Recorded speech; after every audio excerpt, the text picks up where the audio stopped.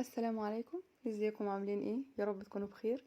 النهارده ان شاء الله هنعمل مع بعض كيكه صحيه وخفيفه جدا. زيرو سكر وكمان زيرو جلوتين، يعني مناسبه جدا للي بيعملوا نظام صحي، بلاش نقول دايت. وكمان مناسبه جدا للي هم عندهم حساسيه من الجلوتين. كيكه هشه وسهله وبسيطه، وان شاء الله تعجبكم. وما تنسوش تعملوا لايك للفيديو، وكمان تشتركوا في قناتي وتفعلوا زر الجرس عشان يوصلكوا اشعار بكل فيديو جديد انزله. شايفين شكلها جميل ازاي؟ وبجد بجد طعمها يعني كان احلى بكتير من شكلها. يلا بينا نشوف الوصفة. هنا دي الكوباية اللي انا عايرت بيها المكيال بتاعي. كوباية وربع من دقيق الشوفان، دقيق، اسفة، دقيق قمح كامل، اللي هو دقيق الدايت. بصراحة دقيق جميل جدا وطلع يعني جميل قوي في الوصفة. وكمان رشة ملح. وهنا دي معلقة بيكنج باودر، وكمان معلقة صغيرة مليانة من البيكنج صودا. هنقلب المكونات الجافة دي كلها مع بعض، وبعدين هنحطهم على جنب علشان نشوف الخليط السائل اللي المفروض ان احنا هنعمله. دي كوباية من التمر، كوباية من التمر نقعتها كويس علشان تبقى طريقة تبقى سهلة معايا في ان انا افرمها. وهنا كوباية من اللبن، ومعلقة كبيرة من الزبادي. وهنا دي صفار بيضتين. انا خدت صفار البيضتين، وبعدين يعني المفروض يعني كنت خدت البيض كله وعملته كله في الخلاط، بس انا ايه، الخطوة اللي جاية دي هتبقى يعني زيادة من عندي انا. هنا طبعا حطيت فانيليا ومعلقة خل عشان زفرت البيض. هنا بقى الخليط طبعا ده كله حطيته هنا في الخليط الجاف اللي احنا عملناه مع بعض، وقلبته كويس جدا. هنا بقى هرجع اقول لكم برضو تاني، البيضتين انا حطيت صفار البيض بس. اما بياض البيض بقى هعمل بيه ايه، هضربه لحد ما يبقى فوم ابيض.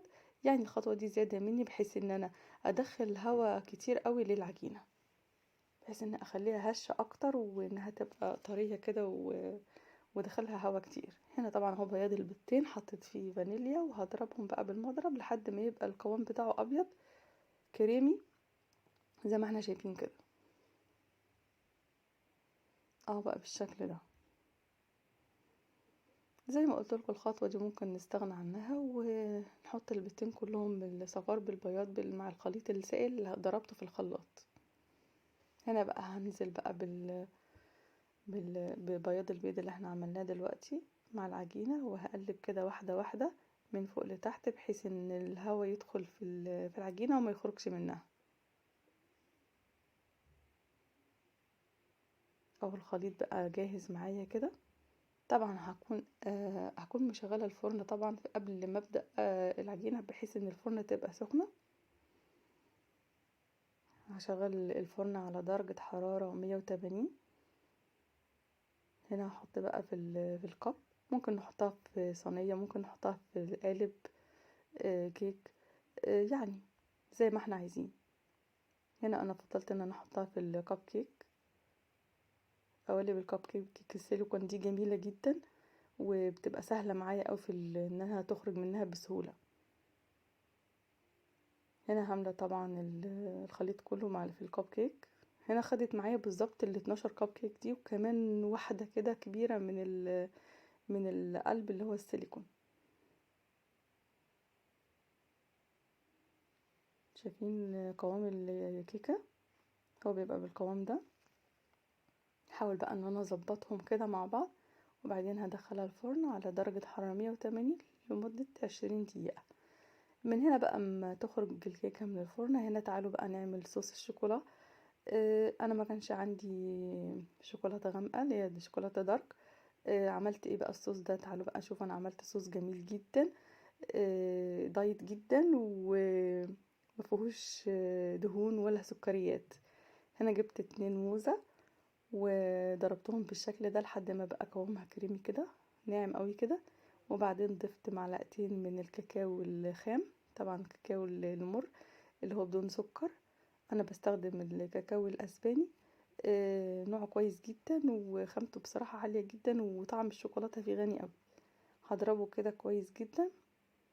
هنا بقى لو حسينا بقى ان طعمها مرر شوية هنعمل ايه؟ ممكن نضيف معلقة عسل النحل. انا ضفت معلقة عسل نحل وضربتها، بصراحة طعمها بجد خطير. بس كده بقى معايا صوص الشوكولا جاهز، حطيته هنا في كيس حلواني وهقفل عليه. صوص شوكولا بدون سكر بدون دهون.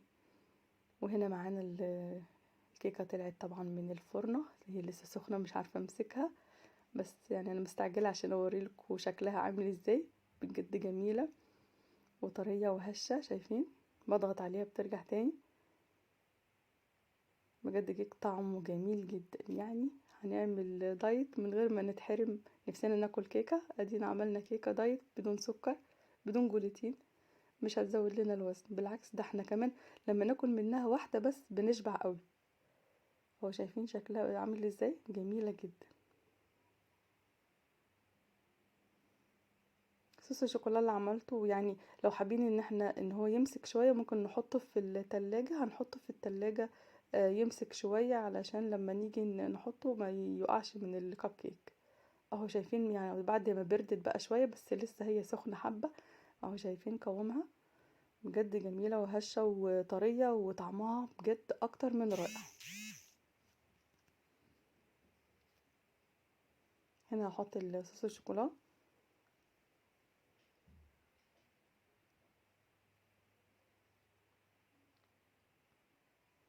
هفرده كده بالراحة زي ما احنا شايفين. كيك صحي جميل خفيف جدا، مشبع جدا جدا. يعني مش هنجوع واحنا عاملين نظام، مش هنقول عايزين ناكل حاجة حلوة، لا ده كمان الحلو بتاعه يعني التمر محليها بطريقة جميلة جدا. من حلاوة الوصفة عملنا مكيال تاني، يعني المكيال اللي عملته ده عمل لي 13 واحدة من الكب كيك. شايفين شكلها عامل ازاي؟ بجد خطيرة جدا وجميلة، قوموا اعملوها هتعجبكم جدا. متنسوش بقى تعملوا لي لايك للفيديو، تشتركوا في قناتي وتفعلوا زر الجرس علشان يوصلكم اشعار بكل فيديو جديد انزله. شايفين جمالها؟ بجد سواء حطينا صوص شوكولا او ما حطيناش صوص شوكولا بصراحة جميلة جدا، هي مش محتاجة اي اضافات. طعمها خطير جدا ومشبع جدا. يا رب يكون الفيديو عجبكم، ما تنسوش تعملوا لايك للفيديو، تشتركوا في قناتي وتفعلوا زر الجرس عشان يوصلكوا اشعار بكل فيديو جديد انزله. والى اللقاء بفيديو جديد.